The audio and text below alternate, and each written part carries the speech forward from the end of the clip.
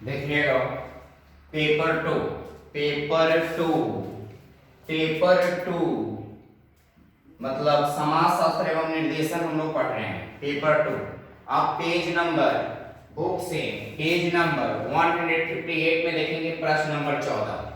प्रश्न नंबर 14 जो है कह रहा है कि स्त्रियों की समानता के लिए शिक्षा हेतु नई शिक्षा नीति के अंतर्गत क्या प्रयास किए गए हैं।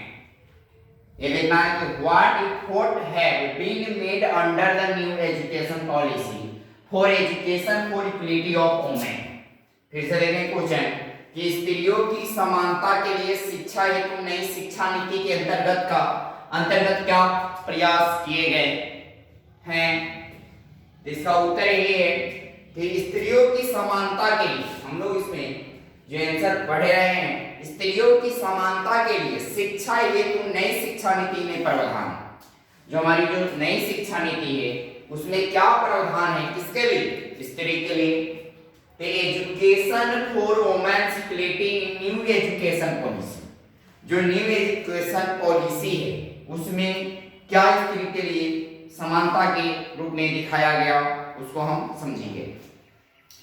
देखिए, स्वतंत्रता प्राप्ति के पश्चात स्त्रियों के लिए शैक्षिक अवसरों के प्रावधान में अभिवृद्धि एक महत्वपूर्ण विषय रहा है। अभिवृद्धि क्या रहा है, एक महत्वपूर्ण विषय रहा है।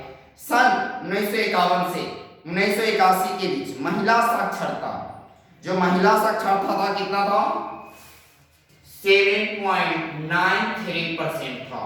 महिला साक्षरता कितना था, कितना ईस्वी में, 1951 से 1981 ईस्वी में क्या था, 7.93% क्या था, साक्षरता था।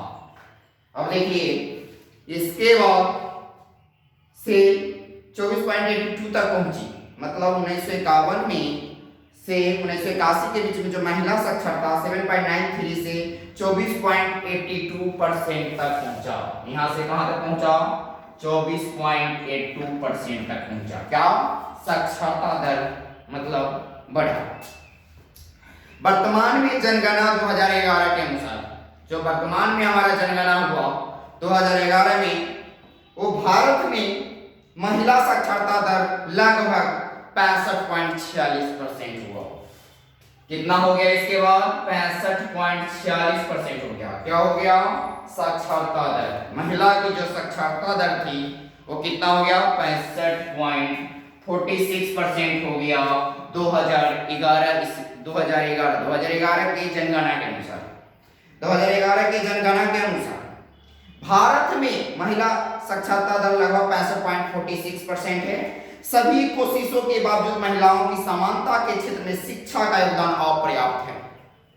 मतलब कहा कि सभी कोशिशों की, मतलब गवर्नमेंट से लेकर जो भी है, सभी कोशिशों के बावजूद महिलाओं की समानता के क्षेत्र में शिक्षा को जो योगदान है वो अपर्याप्त है। अब निम्नलिखित प्रावधान किए गए, क्या क्या किए गए इसके लिए, महिलाओं के लिए प्रावधान देखते हैं। पहला पॉइंट इसमें देखेंगे, पहला जो पॉइंट है, स्त्रियों के स्तर, जो स्त्रियों के स्तर में मूलभूत परिवर्तन की प्रातिनिधि के रूप में शिक्षा का उपयोग।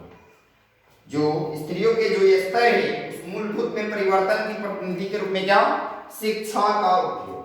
दूसरा जो पॉइंट है, स्त्रियों को सशक्त बनाने की दृष्टि से राष्ट्रीय शिक्षा प्रणाली की धनात्मक हस्तक्षेप की भूमिका, ये दूसरा पॉइंट है। तीसरा पॉइंट है स्त्री अध्ययनों, जो अध्ययन करते हैं, वुमेन स्टडीज की विभिन्न पाठ्यक्रम के अंश के रूप में प्रोन्नत किया जाएगा। मतलब उसको क्या किया जाए, मतलब उसको सम्मानित किया जाएगा हर संभव अध्ययन में।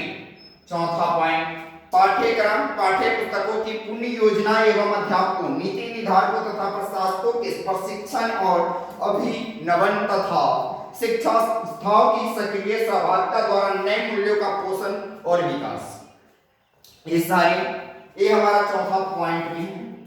5 पॉइंट क्या कह रहा है कि स्त्रियों विकास की दृष्टि से, स्त्रियों विकास की दृष्टि से, स्त्री विकास की वृद्धि दृष्टि से शिक्षा संस्थाओं को प्रोत्साहन दिया जाएगा। जो संस्था है, संस्थाओं को क्या किया जाएगा, वहां से प्रोत्साहन किया जाएगा। किसके लिए? स्त्रियों के लिए। 6 पॉइंट, विभिन्न स्तरों पर स्त्रियों के व्यावसायिक, तकनीकी तथा औद्योगिक शिक्षा में भाग लेने पर सबसे अधिक बल। इस पर जो भी है, विभिन्न स्तरों पर जो भी व्यावसायिक है, तकनीक है, इस सब में क्या किया गया, जैसे आप देख रहे हैं हमारे प्रधानमंत्री जी बहुत सारे मिशन चला रहे हैं, जो उसमें देख रहे हैं कि सिलाई मशीन, वो कंप्यूटर, घर घर हर मतलब जो भी है, कढ़ाई वढ़ाई सब मतलब क्या है, सरकारी की चीजों से सिखाया जा रहा है। तो ये सब क्या किया गया, व्यवस्था किया गया। 7 पॉइंट, स्त्री निरक्षरता का उन्मूलन तथा स्त्रियों की प्राथमिक शिक्षा को समयबद्ध लक्ष्यों तथा मॉनिटरिंग द्वारा सर्वोच्च प्राथमिकता। ये सारे चीज क्या किए गए, स्त्रियों के लिए किया गया।